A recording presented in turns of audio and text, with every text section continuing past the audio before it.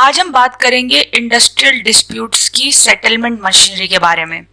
देखो, प्रिवेंटिव और settlement machinery दो तरीके हैं जिससे हम किसी भी डिस्प्यूट को या तो रिजॉल्व करते हैं या फिर उनको अराइज ही नहीं होने देते। तो हमने लास्ट लेक्चर में प्रिवेंटिव मशीनरी की बात की थी, जिसमें हमने ये देखा था कि कैसे हम एक ऑर्गेनाइजेशन में या तो डिफरेंसेस को आने ही नहीं देते मैनेजमेंट या वर्कर्स के बीच में, या फिर अगर वो आ भी गए तो उन्हें इंटरनली रिजॉल्व कर लेते हैं। राइट, तो कैसे करेंगे उन्हें इंटरनली रिजॉल्व? जब हम वर्कर्स को मौका देंगे मैनेजमेंट में पार्टिसिपेट करने का, डिसीजन मेकिंग में पार्टिसिपेट करने का। राइट, जब कलेक्टिव बार्गेनिंग का ग्रीवियंस प्रोसीजर होगा। राइट, कलेक्टिव बार्गेनिंग क्या होता है? जब लेट से कुछ लोगों को किसी ऑर्गेनाइजेशन में कोई डिस्प्यूट है या फिर किसी तरीके का एक मतभेद है, उनकी कुछ डिमांड है, तो वो मैनेजमेंट से बात करके, ट्रेड यूनियंस मैनेजमेंट से बात करके उसे इंटरनली रिजॉल्व कर लें, नेगोशिएट करके। राइट, उसे बोलते हैं कलेक्टिव बार्गेनिंग। वैसे ही ग्रीवियंस प्रोसीजर, अगर एक आध पर्सन को कोई ग्रीवियंस है तो उसे इंटरनली आपस में ग्रीवियंस कमेटी की हेल्प से उसे रिजॉल्व कर लें। तो इसे हम क्या कहते हैं? प्रिवेंटिव मशीनरी का एक पार्ट कहते हैं। राइट, लेकिन अगर हम बात करें सेटलमेंट मशीनरी की, सो बेसिकली इसकी बात इंडस्ट्रियल डिस्प्यूट्स एक्ट 1947 में की गई है। जैसे कि आप यहाँ पे देख सकते हो, इंडस्ट्रियल डिस्प्यूट्स एक्ट एक बहुत ही इंपॉर्टेंट एक्ट है जिसके थ्रू जितने भी इंडस्ट्री के रिलेटेड मामले हैं उन पर डिस्प्यूट्स क्या क्या होती हैं, किस प्रकार की होती है, कैसे उन्हें रिजॉल्व करते हैं, ये सारी चीज़ें इसके आंतरिक इसके अंदर लिखी गई हैं। So it's basically talking about how to resolve a dispute legally, that is with the help of law. तो यहाँ पे इंपॉर्टेंट बात यह कि हम सेटलमेंट मशीनरी में, ठीक है, किसकी बात करते हैं? लॉ की मदद से किसी डिस्प्यूट को हैंडल करने की बात करते हैं, रिजॉल्व करने की बात करते हैं। यानी कि हम प्रिवेंटिव मशीनरी में जैसे collective bargaining, grievance procedure, tripartite bodies बहुत इंपॉर्टेंट रोल प्ले करते थे। यहाँ पे कुछ एक्सटर्नल बॉडीज होती हैं, ठीक है, जिनकी हेल्प से हम अपने जो भी हमारे डिफरेंसेस हैं मैनेजमेंट या ऑर्गेनाइजेशन के बीच में उनको रिजॉल्व करते हैं। ठीक है, तो ट्राइपार्टाइट बॉडीज बेसिकली, अगर हम प्रिवेंटिव मशीनरी की पर्टिकुलरली बात करें तो वहाँ पे ट्राइपार्टाइट बॉडीज क्या करती थी? जितने भी एक्ट्स हैं, जैसे हम जानते हैं workman compensation act, right, 1948, then there is factories act also, बहुत सारे एक्ट्स हैं, ये सारे एक्ट्स हैं, इंडस्ट्रियल डिस्प्यूट्स एक्ट वगैरह, ये सारे इन ट्राइपार्टाइट बॉडीज ने बना रखे। तो क्या होते हैं इसमें? गवर्नमेंट होती है, यहाँ पे अपने वर्कर्स होते हैं, वर्कर्स को ट्रेड यूनियंस रिप्रेजेंट करती है, वैसे एम्प्लॉयर की ऑर्गेनाइजेशंस होती हैं। जैसे हमने बहुत सारी ऑर्गेनाइजेशंस सुनी हुई हैं और अपने ऑर्गेनाइजेशंस की, राइट, सो फिकी वगैरह। सो ये क्या है? आपस में बेसिकली प्रिवेंटिव मशीनरी का काम करती है, पहले, क्योंकि पहले लॉ बन जा रही है, राइट, तो उससे बाद में कोई डिस्प्यूट होगा ही नहीं, ये कोशिश की जाती है। राइट, अब सेटलमेंट मशीनरी की बात करें तो इसके अंदर मैंने जैसे आपको बताया कि हम लॉ का सहारा लेते हैं, कि बाहर एक्सटर्नली चीज़ों को सॉल्व करते हैं। ठीक है, जब इंटरनली वो चीज़ें रिजॉल्व नहीं हो पाती तब। तो कंसिलिएशन सबसे पहला इसमें आता है।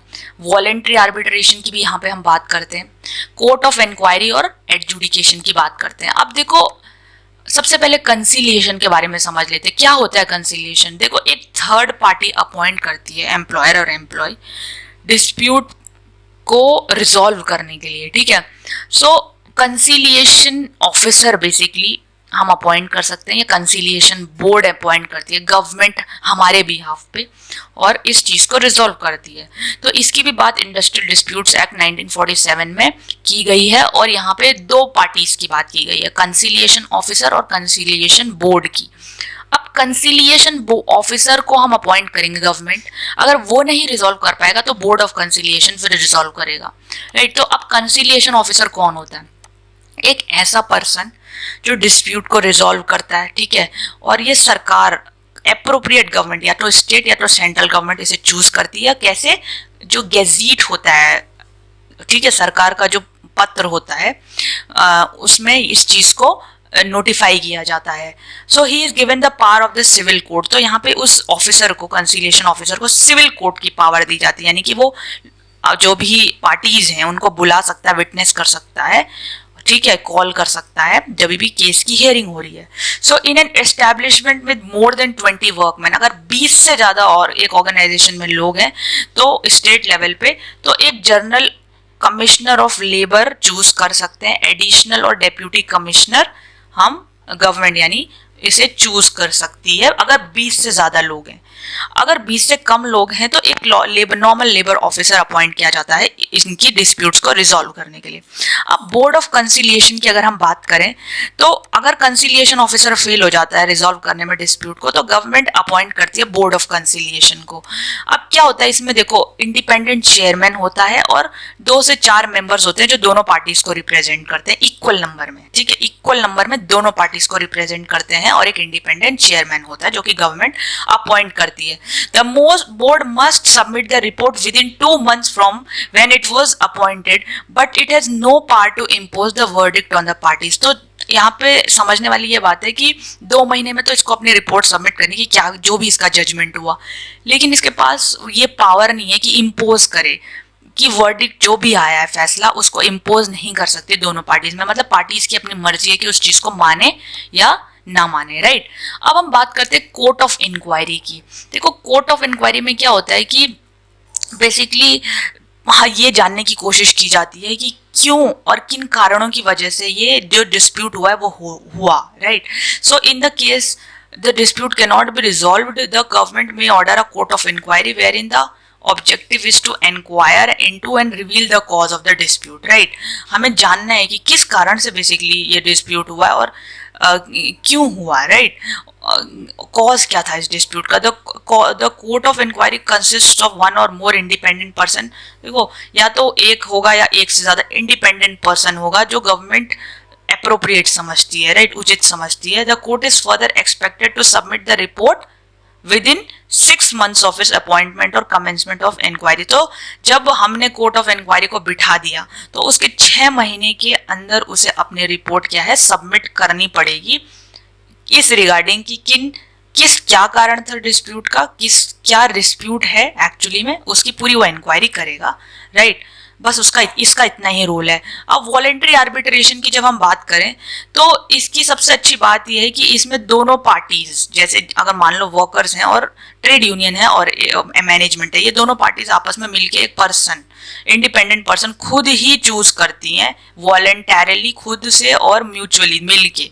तो इसमें क्या होता है कि दोनों पार्टीज की जो है इंडिपेंडेंस बरकरार रहती है। दोनों पार्टीज एमिकेबली चीजों को मतलब थर्ड पार्टी को वॉलेंटरी आर्बिट्रेटर को अपॉइंट करती है। So it was made legal when a provision regarding it was added in the industrial disputes act 1947। जब 1947 के जो एक्ट था 1956 में, मतलब करीब 6-7 साल 8-10 साल बाद इसमें ऐड किया गया ये वाला प्रोविजन कि अब हम वॉलेंटरी आर्बिट्रेशन को भी लीगल बनाएंगे। तो ये किसकी फिलॉसफी पे काम करता है, basically it works on the advocacy of Mahatma Gandhi, जिन्होंने इस चीज को कहाँ सबसे पहले अप्लाई किया था। अहमदाबाद की टेक्सटाइल इंडस्ट्री आपको पता है बहुत फेमस है, ठीक है। अहमदाबाद की टेक्सटाइल इंडस्ट्री में उन्होंने इस चीज को अप्लाई किया था कि जब जहाँ पे मैनेजमेंट और वर्कर्स आपस में एक पर्सन को अपॉइंट करे थे और वो पर्सन डिसीजन दे रहा था कि कौन मतलब डिस्प्यूट कैसे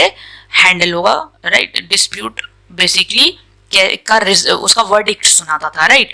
so this is one of the best veg. तो आज हमने क्या डिस्कस किया, हमने डिस्कस किया कि कैसे अगर इंडस्ट्रियल डिस्प्यूट इंटरनली रिजॉल्व नहीं हो पा रही है तो कैसे उसे एक्सटर्नली रिजॉल्व करें, यानी कि विद द हेल्प लीगली उसे रिजॉल्व करें, लॉफुली उसे रिजॉल्व करें। तो उसमें हमने बहुत सारी पार्टीज की बात की, जैसे कि हमने बात की कंसिलिएशन की बात। कंसिलिएशन में कंसिलिएशन ऑफिसर अपॉइंट होता है, ठीक है। कंसिलिएशन ऑफिसर जो कि सरकार द्वारा अपॉइंट होता है और वो अपनी रिपोर्ट को सबमिट करता है with in 2 months of its appointment और अपना वर्डिक्ट सुनाता है। उसके अलावा देयर इज कंसिलिएशन बोर्ड, अगर नहीं रिजॉल्व हो पाता है इनसे तो कंसिलिएशन बोर्ड की मदद ली जाती है, राइट। और फिर कोर्ट ऑफ इंक्वायरी की बात करते हैं, इसमें हम बेसिकली नॉर्मली जानने की कोशिश करते हैं कि क्यों और किन कारणों की वजह से, क्या है डिस्प्यूट, किन कारणों की वजह से ये हुआ, राइट। उसमें 6 मंथ्स के अंदर अपनी रिपोर्ट सबमिट करते हैं। और वॉलेंट्री आर्बिट्रेशन की जो कि बेस्ट वे है, one of the best way, जिसमें म्यूचुअली दोनों पार्टीज आपस में मिलकर एक पर्सन को अपॉइंट करके और इस जो भी उनका डिफरेंस है आपस में उसको रिजॉल्व करते हैं, right. So this was all for today. Hope आपको ये वीडियो अच्छा लगा होगा। अगर आपको ये वीडियो अच्छा लगा तो वीडियो को लाइक, शेयर और सब्सक्राइब करना ना भूलें।